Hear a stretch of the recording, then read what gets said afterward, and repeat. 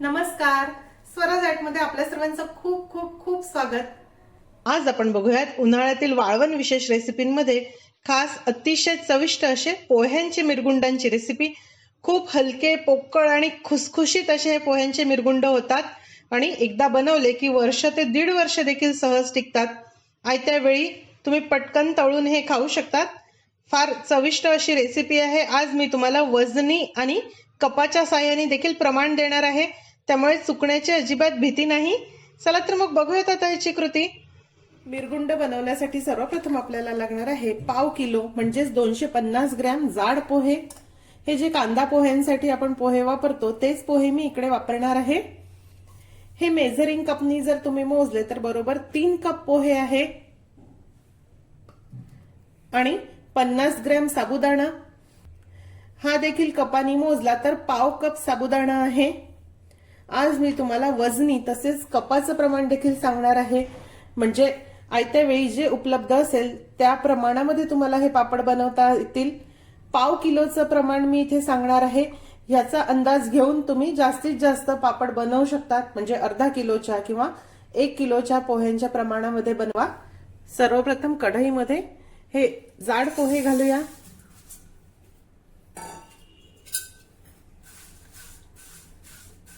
मध्यम ते मंद गॅसवर आपल्याला हे पोहे खरपूस होईपर्यंत भाजून घ्यायचे आहे, कुरकुरीत होईपर्यंत भाजायचे आहे. पोहे 5 ते 7 मिनिटांसाठी मी भाजून घेतले.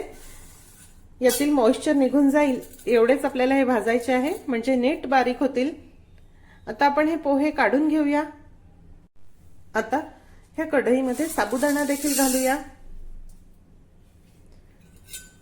अगदी थोडा जर साबुदाणा आपण घातला तर ह्या पापडांना बाइंडिंग छान येतं. खूप घालायची आवश्यकता नाही, थोडासा घाला.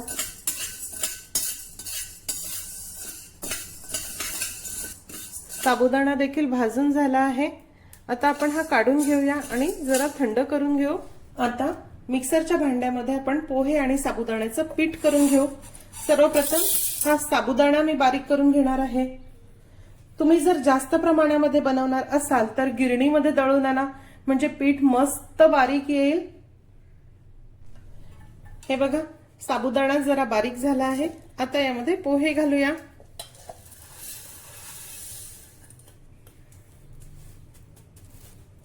आणि हे देखील नीट बारीक करून घेऊ. तुम्ही बघू शकता हे पोह्यांचं आणि साबुदाण्याचं पीठ मस्त बारीक झालं आहे, अगदी फाईन आहे. आता ह्यामध्ये काही कण राहू नये म्हणून आपण हे गाळून घेऊया. पिठाच्या चाळणीने मी हे गाळून घेणार आहे.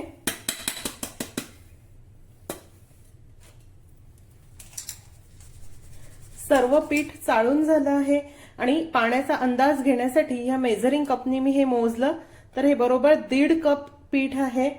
हे खाली जे मोजलंय ते 1 कप आहे आणि हे अर्धा कप, असं 1.5 कप पीठ आहे. पीठ मोजून घ्या म्हणजे पाण्याचा अंदाज येईल. आता एका भांड्यामध्ये आपण 1.5 कप पाणी घेऊया. जेवढं पीठ आपण मोजलं तेवढंच आपल्याला पाणी घ्यायचं आहे.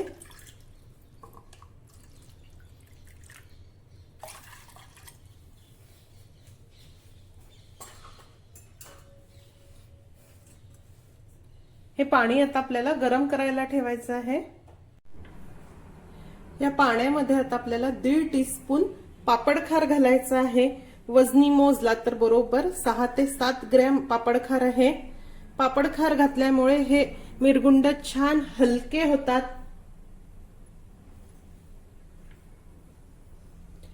1 टीस्पून मीठ. मिठाचं प्रमाण तुम्ही तुमच्या चवीनुसार कमी अधिक करू शकता. वजनी मोजला तर हे देखील 6 ग्रॅम आहे.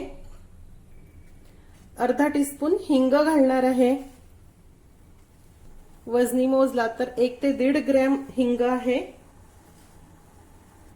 आता यामध्ये 1 टीस्पून काळी मिरी पावडर घालणार आहे. मिऱ्याची पूड आहे. वजनी मोजली तर ही 2 ग्रॅम पूड आहे. मिरी घातल्यामुळे याला खूप मस्त फ्लेवर येतो. हा पापड तळल्यानंतर असा किंचित घशाला झोंबणारा जो ठसका आहे तो ह्या मिरपूडचा असतो. आणि 2 टीस्पून लाल तिखट घालणार आहे. हे बॅडगी मिरचीचं तिखट आहे आणि रंग खूप छान येतो. तिखटाचं प्रमाण किंवा मिरपूडचं प्रमाण तुम्ही तुमच्या आवडीनुसार कमी अधिक करू शकता.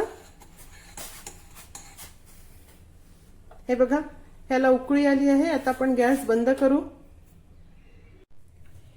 हे जे मसाल्यांचं पाणी आहे हे आता आपल्याला या पिठामध्ये घालायचं आहे.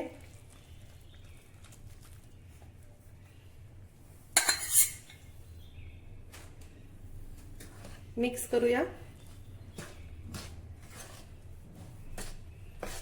गरम पाणी घातल्यामुळे हे पीठ खूप मस्त फुलतं.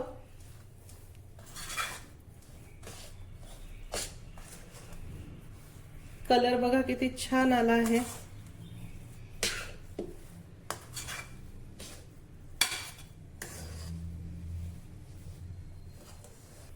लाटायला जर जास्त जणी असतील तर जास्त प्रमाणामध्ये पीठ करा, नाहीतर शक्यतो थोडं थोडं पीठ करून केलं की लाटायला सोपं होतं.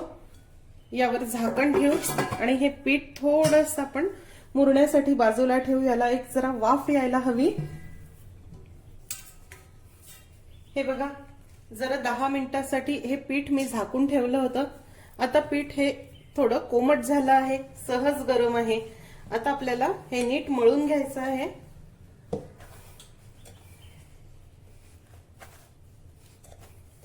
तुमच्याकडे जर खलबत्ता असेल तर खलबत्त्यामध्ये तुम्ही हे मळून घ्या, नाही तर मिक्सरला किंवा फूड प्रोसेसर मध्ये देखील हे मळून घेऊ शकता.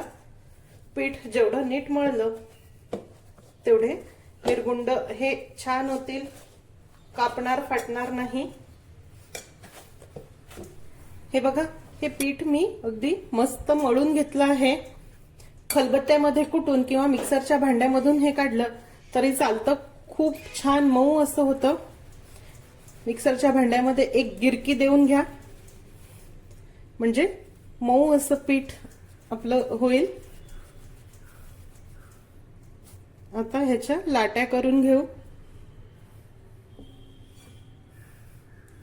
आणि हे पीठ आपल्याला झाकून ठेवायचं आहे. इथे पोळपाटावर आता आपल्याला हे पीठ लाटून घ्यायचं आहे. ह्याला शक्यतो तेल पीठ काही लावायची आवश्यकता भासत नाही. पाण्याचं प्रमाण व्यवस्थित झालं की हे आपल्याला असंच लाटता येतं. पण तरी जर गरज भासली तर तुम्ही थोडंसं तांदळाचं पीठ घेऊन त्यावर हे मिरगुंड लाटू शकता. शक्यतो जास्त पीठ लावू नका. जास्त पीठ लावलं की ह्याचा रंग पण बदलतो आणि पिठामुळे हे लवकर खराब होतात. आणि तेल देखील जास्त वापरलं की तेलाचा एक वेगळाच वास यायला लागतो. त्यामुळे शक्यतो काही न लावता असे लाटा. पातळ लाटायचे आहे आपल्याला.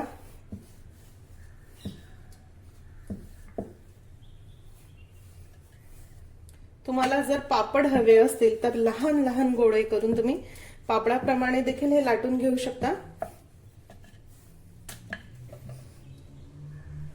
हे बघा, तुम्ही बघू शकता हे मस्त पातळ मी लाटून घेतलं आहे. आता आपण हे कापून घेऊया. तुम्हाला आवडतील त्या आकाराचे तुकडे करा, चौकोनी, त्रिकोणी. मी या ठिकाणी चौकोनी तुकडे करणार आहे. कधी कधी विविध पोह्यांनुसार पाण्याचा अंदाज थोडा कमी अधिक होऊ शकतो. त्यामुळे पीठ मळताना जर ते खूप घट्ट किंवा खूप कोरडं वाटत असेल तर जरा पाण्याचा हात लावून पीठ मळून घ्या. पीठ हे नीट मळलं जाणं गरजेचं असतं. खूप कोरडं असेल तर मग खूप हात दुखतात. आणि नीट मळून देखील घ्या, कुटून घ्या किंवा मिक्सरला फिरवून घ्या, म्हणजे हे मऊ होतं. हे सोडवून घेऊ. बघा, या प्रकारे हे लाटून घेतले आहे.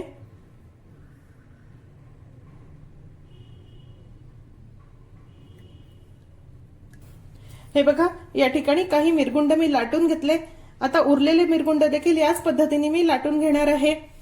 हे मिरगुंड एखाद्या प्लास्टिकच्या मोठ्या कागदावर किंवा अशाच प्रकारच्या ताटांमध्ये आपल्याला वाळत ठेवायचे आहे. मिरगुंड शक्यतो उन्हामध्ये वाळवा. 2 दिवसात छान कडकडीत वाळतात. उन्हामध्ये मिरगुंड वाळवले की ते जास्त दिवस टिकतात, वर्षभर टिकतात, खराब होत नाही. पण तुमच्याकडे ऊन येत नसेल तर तुम्ही सावलीमध्ये फॅन खाली देखील हे सुकवू शकतात. मोठ्या कागदावर व्यवस्थित लांब लांब अंतरावर पसरवून ठेवा आणि 3-4 दिवस कडकडीत वाळवून घ्या. हे बघा, हे मिरगुंड अगदी कडकडीत वाळले आहे, तुम्ही बघू शकता। याच प्रकारे उन्हामध्ये किंवा सावलीमध्येच हे कडकडीत वाळवून घ्या। वाळलेले हे मिरगुंड हवाबंद डब्यामध्ये ठेवा, अगदी वर्ष दीड वर्ष देखील खराब होत नाही, आयत्या वेळी पटकन तळून खाता येतात। मिरगुंड तळण्यासाठी इथे मी तेल गरम करायला ठेवलं आहे। तेल नीट गरम झालं की मिरगुंड घालूया।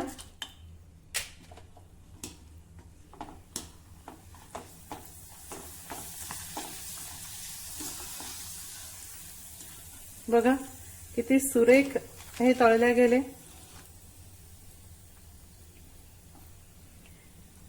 तेल नीट गरम असावं म्हणजे हे छान फुलतात। तुम्ही अगदी कमी गरम तेलामध्ये तळले की ते नीट फुलत नाही।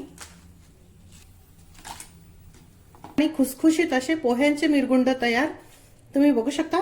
ह्याचं टेक्स्चर अगदी खुसखुशीत असे हे झाले आहे आणि अजिबात तेलकट नाही। दिलेल्या प्रमाणामध्ये जर तुम्ही मिरगुंड केले तर ते अगदी हलके खुसखुशीत होतात आणि तळल्यानंतर तेलकट देखील होत नाही। आजचा व्हिडिओ तुम्हाला कसा वाटला हे मला जरूर कळवा।